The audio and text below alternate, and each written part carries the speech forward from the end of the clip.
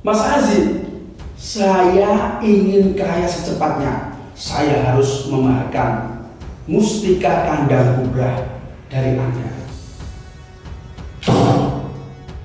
Saya katakan, tidak semudah itu. Banyak orang beranggapan kalau memaharkan mustika kandang bubrah itu dia akan langsung kaya. Saya tegaskan, tidak. Karena orang yang bisa memanfaatkan kandang bubrah itu adalah orang-orang pilihan. Maksudnya bagaimana? Ya, orang yang mempunyai usaha. Ini tidak diperuntukkan bagi orang-orang yang pengangguran, alias orang yang tidak bekerja, alias orang-orang yang suka rebahan, tidak, pemalas harga mati. Tidak ada tempat bagi pemalas menggunakan kandang bubrah. Sebenarnya sih kalau kandang bubrah itu diperuntukkan bagi siapa saja, bagi orang yang berpikir dangkal. Ya, syarat seperti di awal, yang menggunakan kandang bubrah itu adalah orang yang mempunyai etos kerja. Kalau dia karyawan, yang mempunyai jenjang karir. Kalau orang yang mempunyai usaha, dagang, itu lebih sangat diperuntukkan. Ingat ya, sekali lagi, saya ingatkan, bagi Anda kaum rebahan pemalas, jangan berharap bisa memanfaatkan kandang bubrah dengan baik. Karena ini haram untuk Anda. Banyak yang bertanya, sebenarnya kandang bubrah itu sejarahnya bagaimana, Mas? Kandang bubrah merupakan pesugihan yang dipercaya mempunyai energi untuk memperkaya orang yang memanfaatkannya. Bagi orang-orang yang ingin rezekinya sangat lancar. Tapi bukankah seseorang itu, setiap orang itu makhluk melata yang di dunia ini dijatah rezekinya oleh Tuhan Yang Maha Esa? Benar. Tetapi mitos-mitos, keyakinan-keyakinan seseorang mengenai pesugihan kandang bubrah tidak bisa ditolak. Banyak yang memanfaatkan, banyak yang merasakan, banyak dari mereka memang niat memaharkan kandang bubrah dan mereka berhasil. Mereka bertambah kaya. Ya, salah satunya adalah ciri mereka memanfaatkan kandang bubrah, mempunyai ilmu kandang bubrah adalah merenovasi rumahnya minimal 1 tahun sekali. Sebenarnya banyak sekali ya jenis-jenis kandang bubrah. Ada yang hanya mengamalkan alias ilmu kandang bubrah. Artinya dia memaharkan ilmu kandang bubrah, bukan berbentuk benda. Tetapi ada yang memaharkan mustika kandang bubrah. Tetapi itu terserah Anda.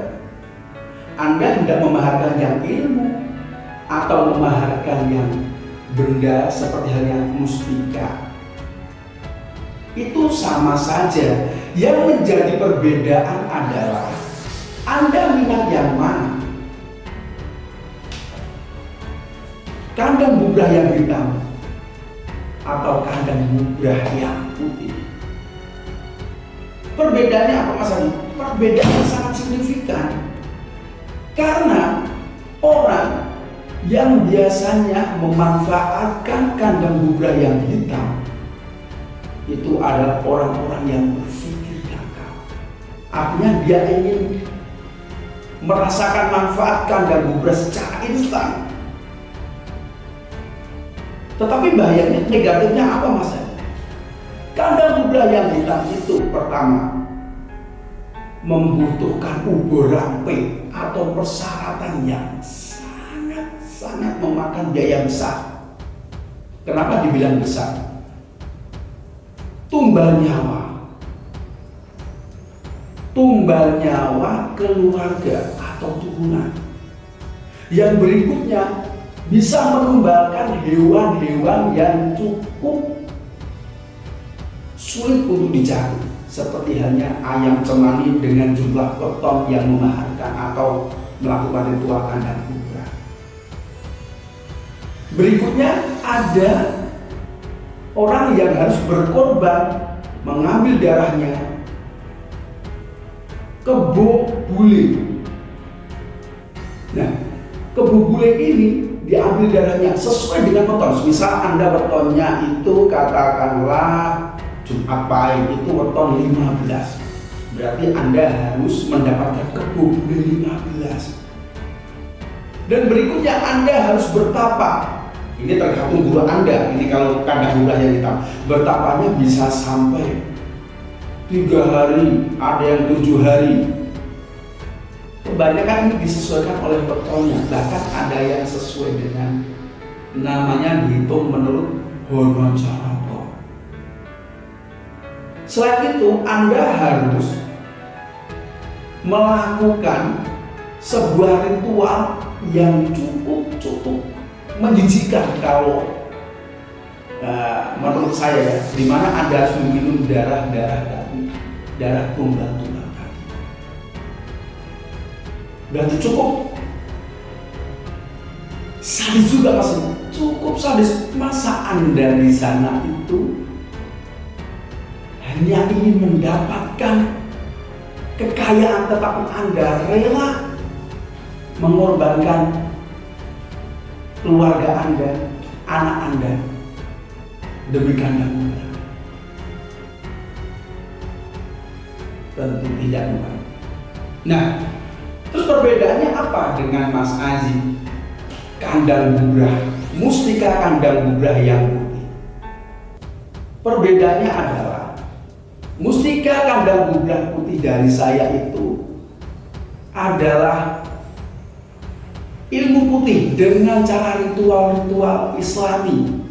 Tetapi kalau Islami, non-muslim tidak bisa, Mas Adi, tetap bisa melakukan ritual sebagaimana arahan dari saya, karena ini tidak mengurangi keimanan Anda, saudara yang non-muslim.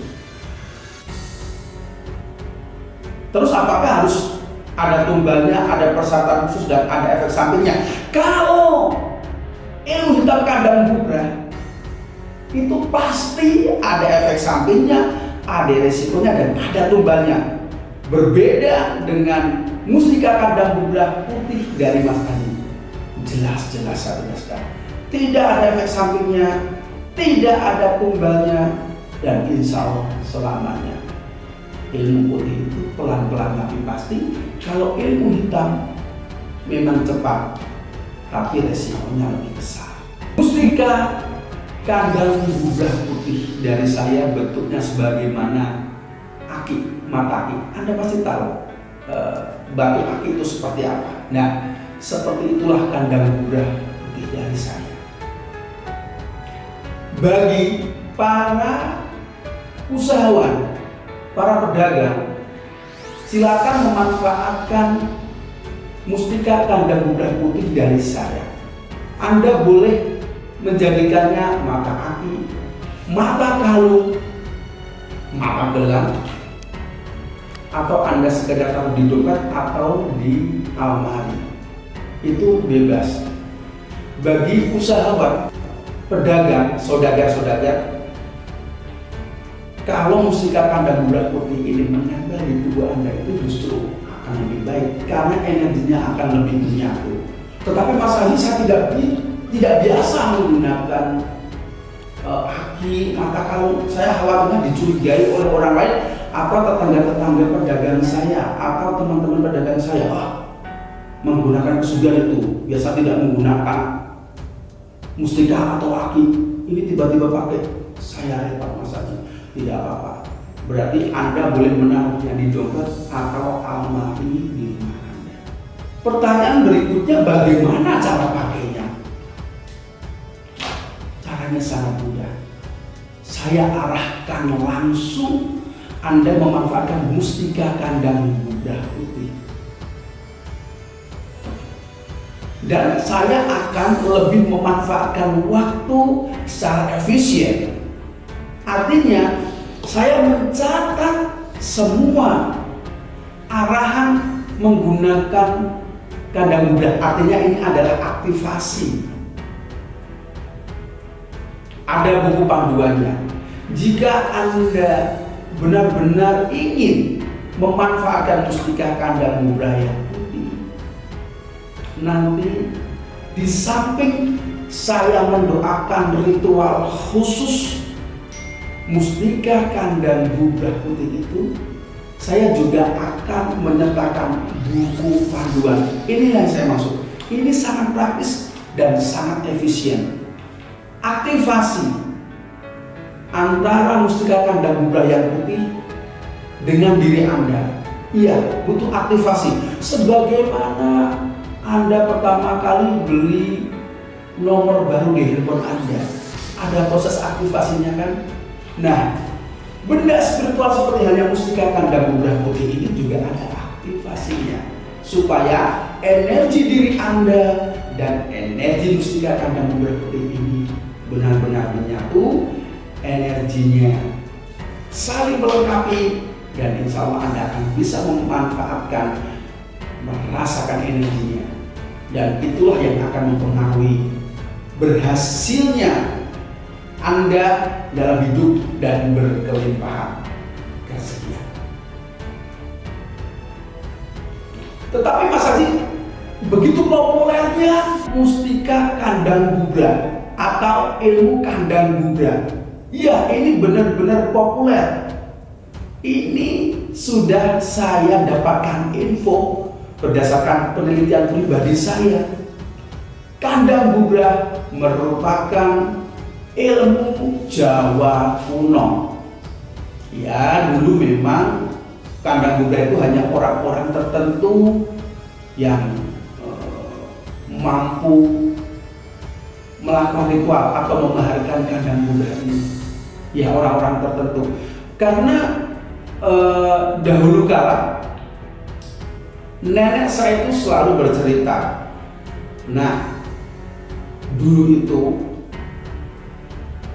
buyut saya itu kayaknya luar biasa. Ini tanah dari sini sampai sana itu tanah buyut saya. Yang kamu tempatin ini adalah warisan dari buyut kamu.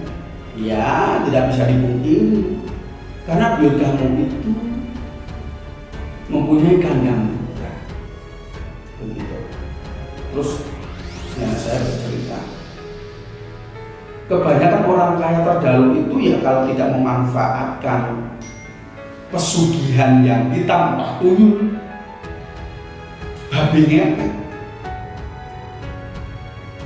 atau memanfaatkan pesugihan-pesugihan hitam yang lain. Tetapi yang lebih aman dan populer pada waktu itu memang kandang Buddha. Jadi tidak bisa dipungkiri kandang Buddha itu sudah ada sejak dahulu kala. Dan memang orang-orang tertentu, artinya orang-orang yang memang kuat tirakatnya, seperti yang diceritakan oleh nenek saya. Memang dahulu ada gurunya, saya tidak bisa sebut namanya di sini. Artinya gurunya ini memang seorang dukun yang pada waktu itu sangat ramai orang yang mengunjungi, sangat banyak klien-kliennya, begitu. Tetapi apakah kandang Buddha dahulu kala itu melulu soal ilmu hitam masanya? Tidak. Dahulu juga ada ilmu hitam. Maksud saya dahulu juga ada kandang Buddha putih yang biasanya diamalkan, diritualkan atau dimiliki oleh tokoh-tokoh agama, terkhususnya kiai-kiai. Nah, ini biasanya diijazahkan, diturunkan kepada murid-muridnya atau kiai-kiai ini. Kalau punya pesantren biasanya akan diijazahkan kandang Buddha ini kepada mereka atau murid-muridnya yang nyantri, begitu. Dan jelas, memang jelas ilmu hitam ada tunggalnya. Kalau kandang Buddha yang putih sama sekali tidak ada resiko, tidak ada tunggal, tidak ada efek samping dan bermanfaat selamanya. Kalau yang kandang Buddha ditampung itu pasti ada temponya. Manfaat kandang Buddha itu bisa dikatakan sangat luar biasa. Yang pertama, jelas-jelas bisa memperkaya orang yang mengaktifasi atau memakan kandang Buddha. Yang kedua, orang itu akan bahagia karena berkelimangan harta. Yang ketiga adalah orang itu akan menjadi sorotan di masyarakat, status sosialnya itu akan tinggi. Karena kaya, tidak orang kalau hidup bermasyarakat dan dilihat dia itu sangat kaya, pasti dia itu akan menjadi istilahnya orang-orang yang trend center di luar itu kaya, dan banyak orang yang mencari apa rasa menjadi kaya. Dan yang berikutnya adalah orang yang kaya biasanya di kampung itu atau di kota atau dimanapun dia menjabat apa, posisi sebagai apa, dia itu akan lebih dipercaya oleh orang. Ya, tidak bisa dipungkiri. Walaupun ada istilah undur ila mangkola wala tandur ila mangkola, tidaklah mengajar lihat orangnya. Tidak, orang yang kaya itu akan lebih dilihat, akan lebih didengarkan. Begitu. Seperti halnya orang kalau hidup punya ilmu tapi tidak kaya, aduh, berabe itu. Begitu. Jadi salah satu orang yang bermanfaat ilmunya itu adalah ya berilmu, ya mempunyai bondo atau kaya. Begitu. Dan manfaatnya yang lain adalah ketika orang dia kandang Buddha dan dia kaya, dia bisa bermanfaat bagi lingkungan atau keluarga. Ada keluarga yang kurang mampu bisa membantu. Ada masjid yang butuh bantuan bisa memberikan sumbangan. Apa saudara-saudara yang membutuhkan, orang yang kaya memanfaatkan kandang Buddha ini bisa memberikan bantuan kepada sanak keluarga atau tetangga-tetangga ada yang membutuhkan, bisa ada bencana. Orang kaya itu bisa memanfaatkan itu, artinya dia bisa menyumbang, dia bisa melemparkan sayap sedekahnya ke siapa saja.